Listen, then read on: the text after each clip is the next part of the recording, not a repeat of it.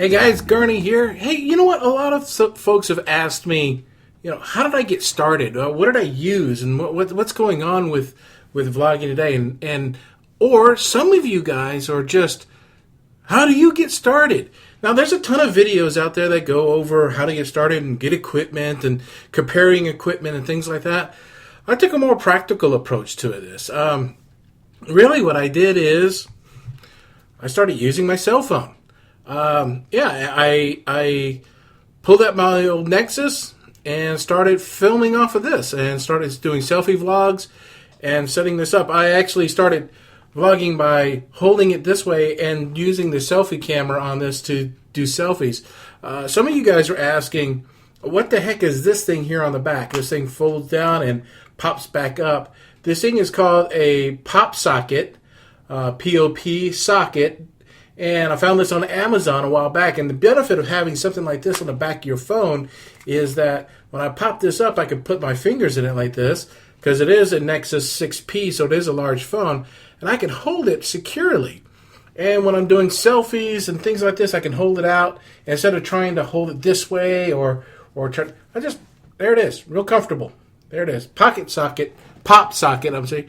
And boom, there it is. And I can just use my thumb to snap the picture, or if I'm just doing, and plus when I'm walking around airports or traveling or even Pokemon hunting these days, if I bump into people, I'm not worried about this popping out of my hand because it's such a large phone. So that's how I got started, and it was really just taking my headsets that I normally use. These are some Bose headsets I've had, and my cell phone, and I rock and roll with that.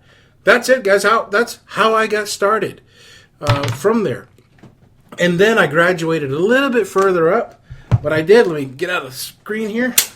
I found my old aluminum tripod. I got this many years. It's an old Samsonite from an old camcorder I bought many years ago.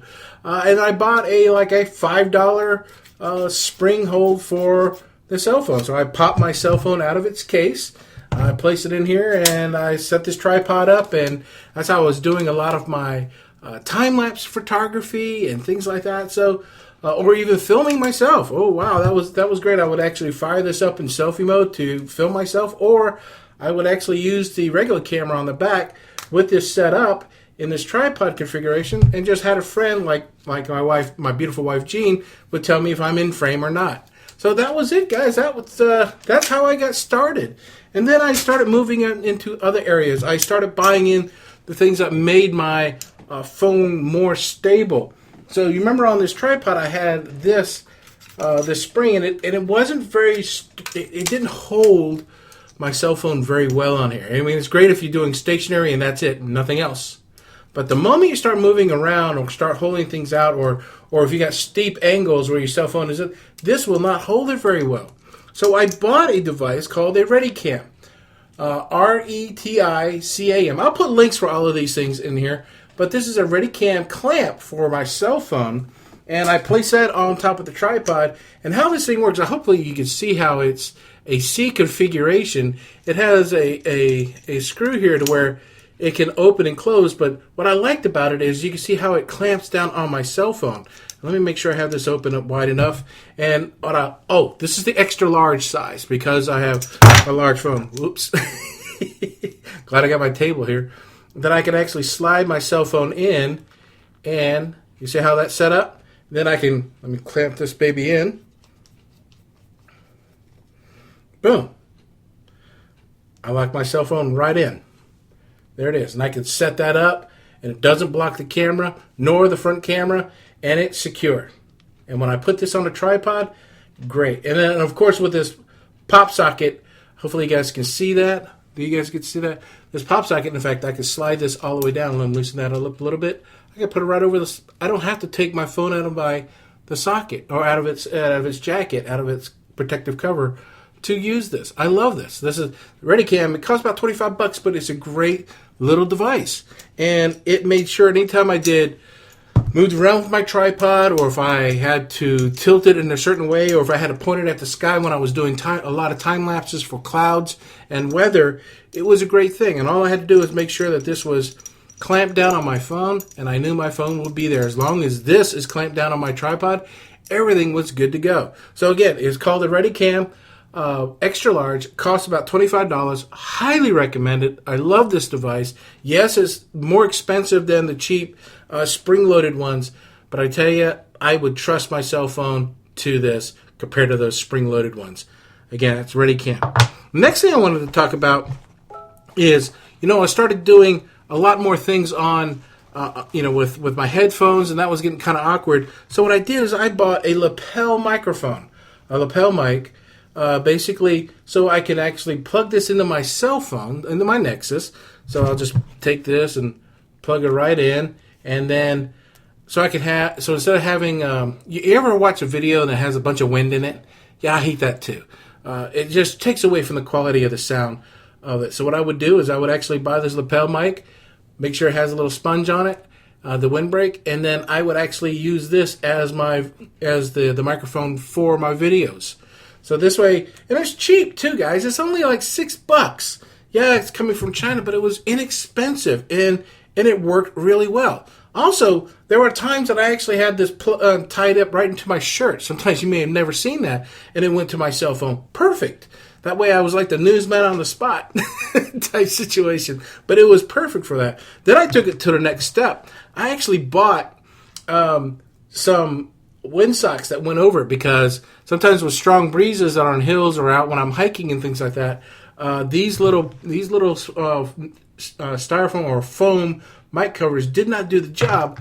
So I went ahead and bought a full windsock for it. Some of these informally call these dead cats, but they're windsocks to cut out any of the breeze.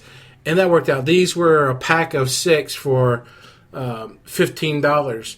And again, I've got several of these microphones, so it was great just to be able to plug this in and use it and not hear too much noise. Because if you see any of my past videos or early videos with my Nexus 6P as my camera, I had this as my microphone. You didn't hear too much wind, and that's what I really did appreciate there. So guys, let me move on to the next thing that really upgraded my vlogging and my equipment out there. I bought a Joby, and what is it called? It's called a Joby Gorilla Zoom for SLRs. And what I like about this is that it has a hot shoot. Well, it's like a hot shoot configuration, but it's a quick release pad for whatever gets connected here. You depress that and pull this out. This is where your devices mount, like your cameras, your phones. And remember that ReadyCam clamp that I had? I used to have one of these clamped right on there. I screwed that right in. Boom. It's on there. And I liked about it, it had a level on it, so I can actually tell if I had some level shots. Here's my clamp, and then I'll slide that right into my Joby. And there you go. I had a way of holding on, or even having a temporary tripod set up wherever I was going to take my shots, my stills, or even time-lapse photography from that. So that's what I had. And then I moved on to buying extra sets of these. And the reason being is that when you start having lots of equipment that go out there and connect with your tripods, and I bought some extra Joby quick releases so I could plug them into my cell phone clamp. And now you see my G7X Mach 3, it has a Joby clamp associated with that. So now that I have one tripod, and I can quick release these in and out of my device as needed. And that's what I love about it. And I have a third one because the camera that I'm using right now, my Sony Alpha, I could throw my Sony Alpha on there, and that's what's really cool. So guys, that's really how I upgraded my world. The next step, obviously, was to get the Canon G7X Mach 2. When I became really serious, I said to myself, I need to go through 2 months of uninterrupted videos with YouTube on a daily basis. And I committed that to myself before I said I was going to spend money and invest on this G7X Mach 2. I love this camera. It's a great thing. I use it with my Joby. It has an articulating screen that I actually can take selfies and things like that. This is what a lot of the professional vloggers that are out there, and I'm still learning a lot about this camera. I love my Sony Alpha 6000, but it is a shoot and point and shoot kind of camera, a mirrorless camera. But this one is really meant for the selfies and vloggers of the world out there. So I really, really like this camera, even though I'm supposed to go to Jean. So when we go to France this year, I'll have my Sony Alpha, and she will have this, but I'll be stealing this one to do vlogs and things like that for us while we're in Paris. So, guys, that's really all I have to say about all the equipment that I have out here. It is really just start off simple. Start off with your cell phone. And, in fact, your cell phone and a headset. That is probably the best and easiest way to get started. That's where I was. I still do it today. I still throw out some temp videos out there or short videos that are out there on Facebook and on Twitter, and I use this combination. And it's still a great set of tools. Why waste any money unless you know it's really serious for you? I know it's a passion for me now. That's why I've invested in everything that I've talked about. But if you got a spare tripod sitting around somewhere and you want to spend a couple of dollars on a spring mount for, again, just like my Samsonite aluminum tripod with a spring mount for your cell phone, hey, perfect. Go for it. You know, there's a lot of respect out there for people who are starting out vlogging and doing these on a daily basis and finding out this is something they want to do. And, you know, there's no harm. The key thing is I'm learning every day. It's about content. It's not about the equipment. It's about content. Equipment will only make your content better. But if you have good content, you always have a great baseline to move forward. So I'm trying. I'm working hard to get better. I'm learning a lot about the post-editing tools. Oh, by the way, when it comes to post-editing and things like that, I started off with just doing things on my phone. I didn't know any better. Then I started importing all my videos onto my MacBook Pro. There is free software that's called iMovies, but on PCs there's Movie Maker that's free. So there's free software out there, guys. You don't have to spend a lot of money. In fact, I haven't spent any money on any software for this. I will in the future when I get better, and I want to get better. But the key thing is I'm using free software today for all my videos. So guys, if you have any questions, if you like what you hear, like what you see, hit that like button and leave a comment, because I'd love to carry on these conversations. There's some great people and there's some great organizations out there who post daily or post very often for people who are like me, new vloggers, and I love listening and watching them.